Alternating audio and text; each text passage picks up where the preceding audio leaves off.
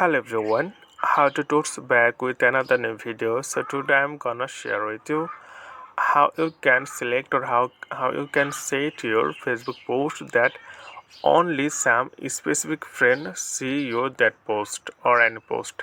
For example, if you post something and you think that only your 4, 5 or some friends will see that post, now how can you select these settings? Just watch the video till the end, then you will learn.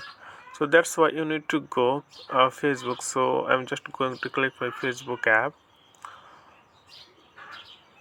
and then go to your profile timeline. Here you can see, so click on this and then click your account and scroll down a little bit, then you'll get the option three dot.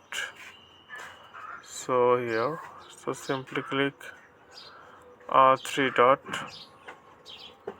this one. When you click three dot, then you'll get edit privacy. So this one, simply click edit privacy, then here you'll get the option specific friends. Okay, this one.